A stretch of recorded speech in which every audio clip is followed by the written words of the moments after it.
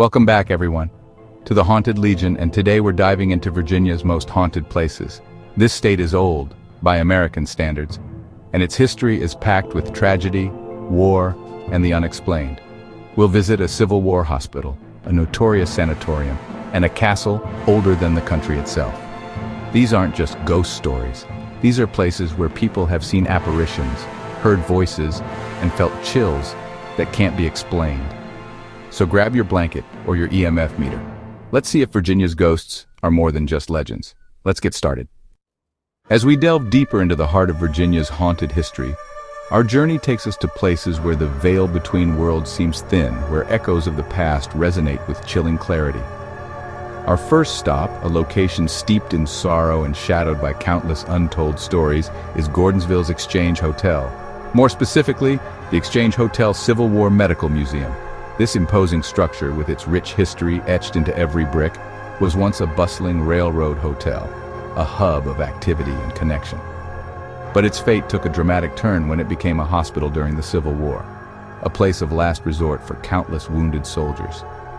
Imagine the sheer scale of suffering within these walls, as it became a sanctuary and treated over 70,000 soldiers, each bearing the physical and emotional scars of war. The suffering here was unimaginable, a relentless tide of pain, fear, and uncertainty washing over everyone who entered. Disease, rampant and unforgiving, spread quickly through the crowded wards. Amputations, often performed without proper anesthesia, were a grim necessity. And death, a constant companion, was one of the daily realities that permeated every corner of the Exchange Hotel. Given the immense trauma and loss experienced within these walls, many believe some of those souls, tethered to their suffering, never truly left this world. Since becoming a museum dedicated to preserving this somber history, staff and visitors alike have reported chilling phenomena, experiences that defy easy explanation.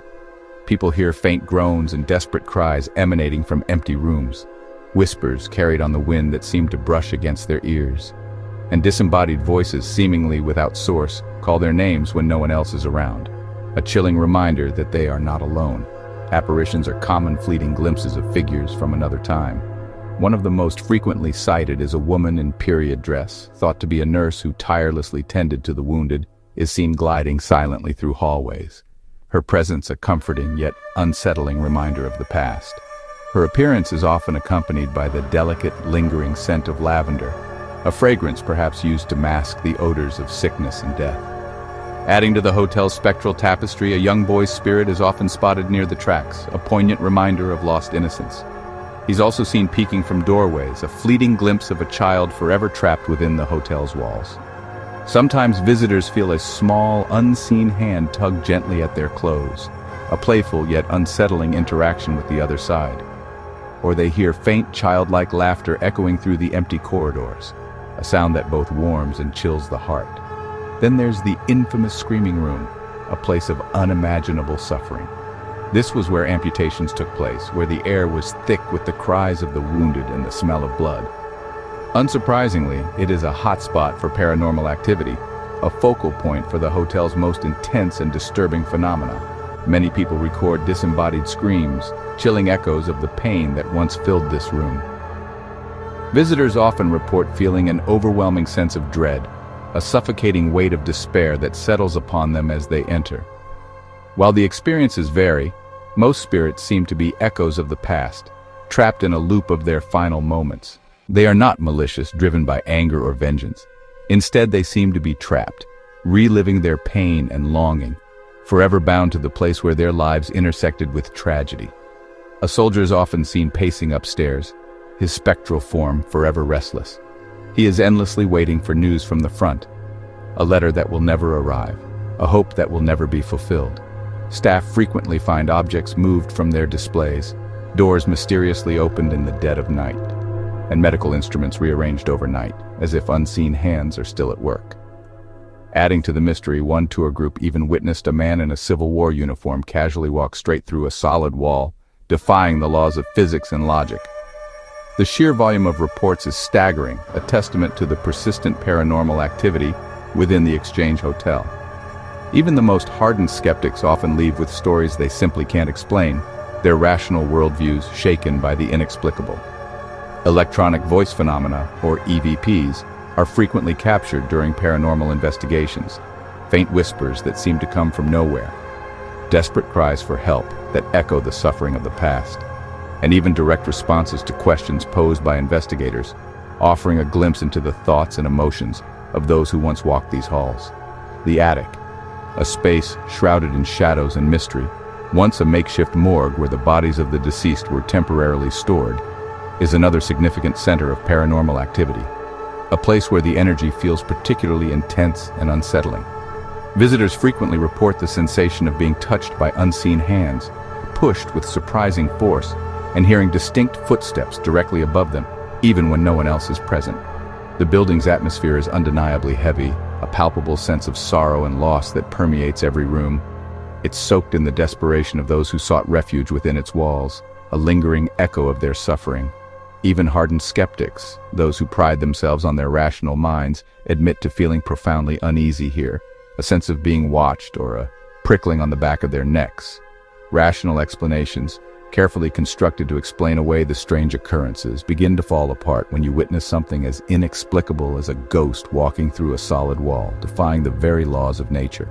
So, we are left to ponder. Is the Exchange Hotel just a museum, a repository of historical artifacts and stories? Or is it something more?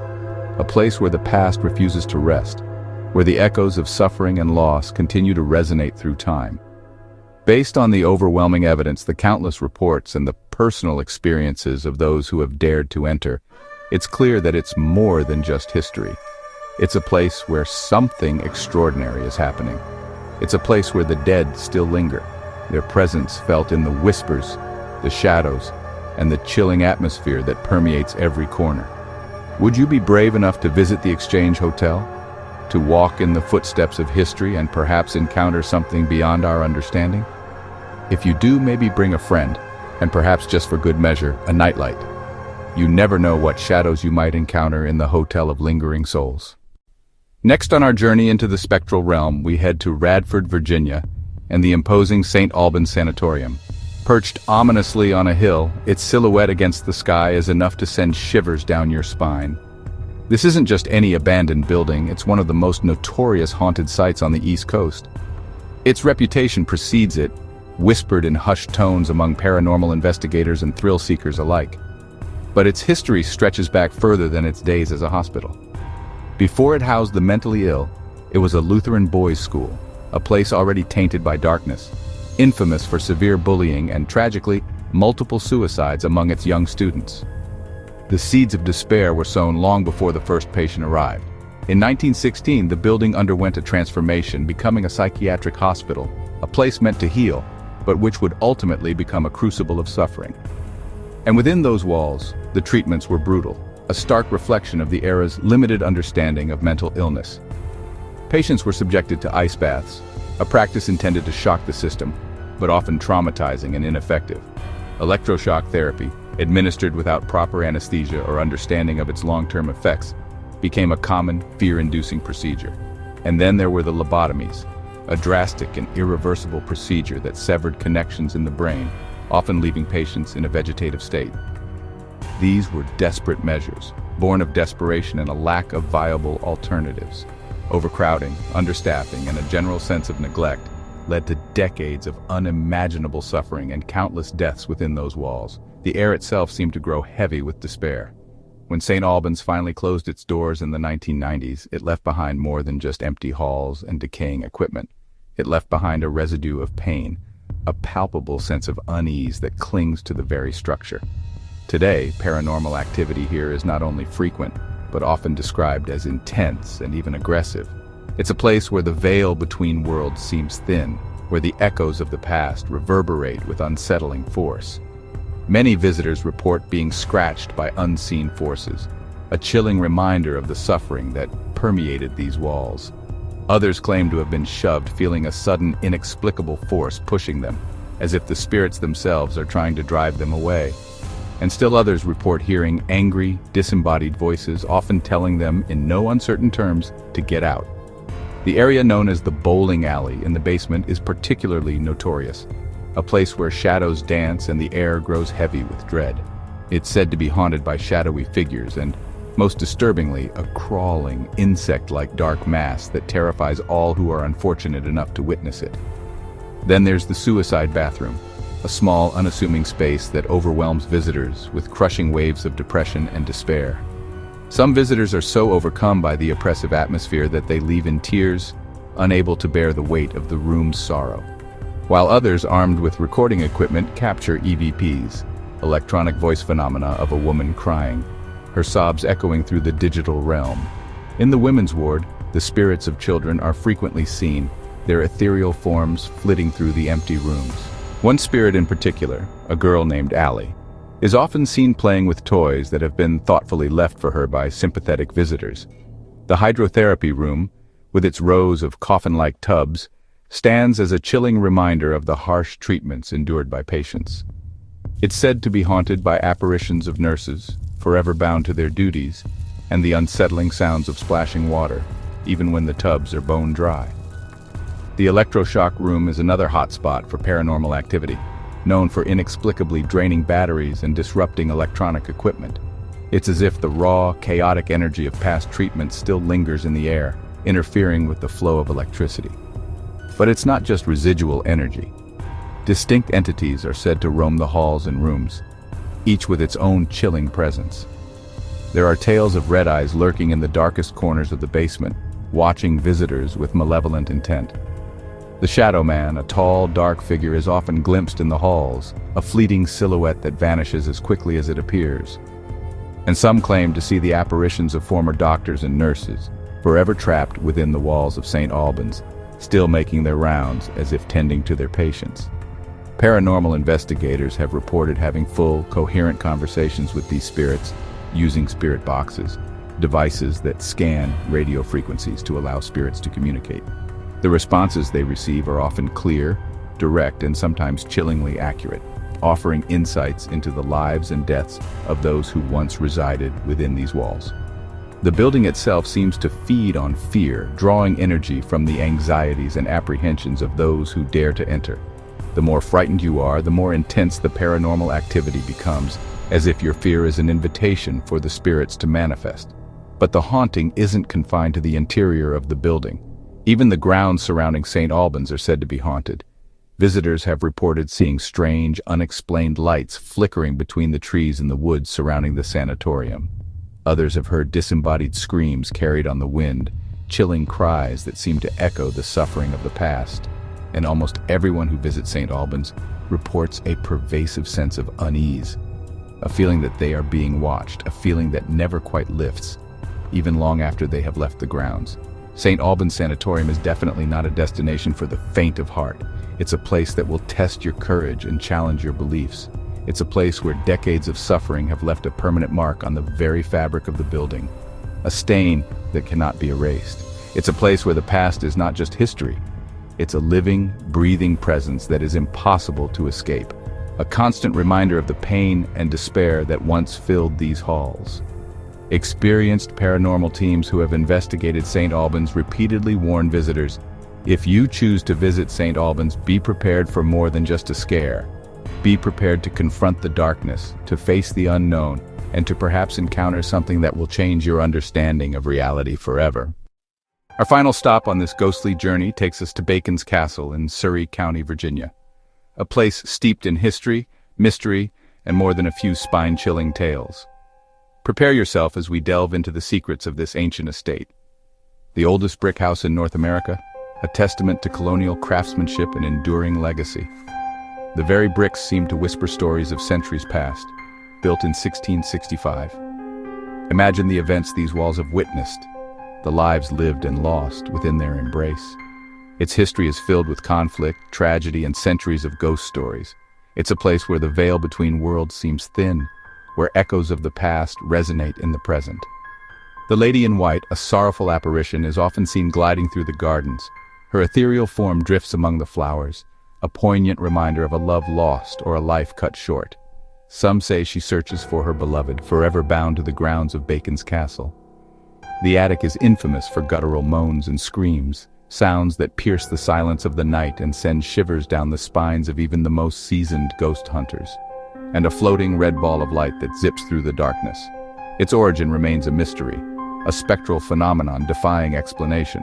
One caretaker, brave or foolish enough to venture into the attic alone, saw a severed head roll across the attic floor. He quit on the spot. No amount of money could convince him to return to that haunted space. The main house is alive with activity.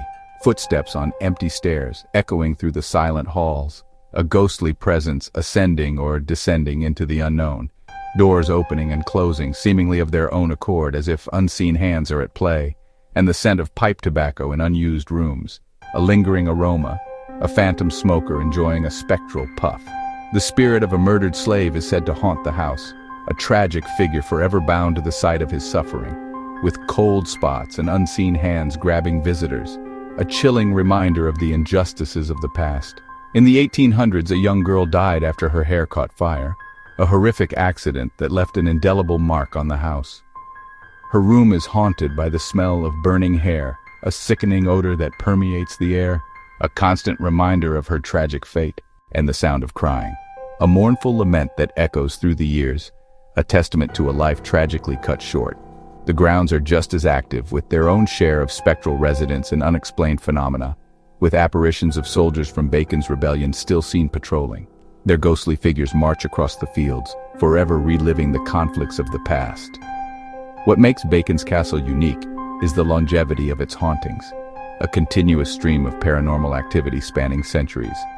Stories have been passed down for centuries, whispered from generation to generation, adding to the castle's rich and eerie lore. And new reports keep coming. Even today, visitors and investigators alike continue to experience unexplained events. Paranormal investigations have captured colonial-era voices, faint whispers from the past, offering tantalizing glimpses into the lives of those who once called Bacon's Castle home, and cold spots moving through rooms. These sudden drops in temperature are often associated with paranormal activity, a sign that a spirit is nearby. The atmosphere is heavy, thick with the weight of history and the presence of unseen entities, not hostile but undeniably present, a palpable sense of something beyond our understanding. But you always feel like you're being watched, an unsettling sensation that lingers long after you've left the grounds. Preservation.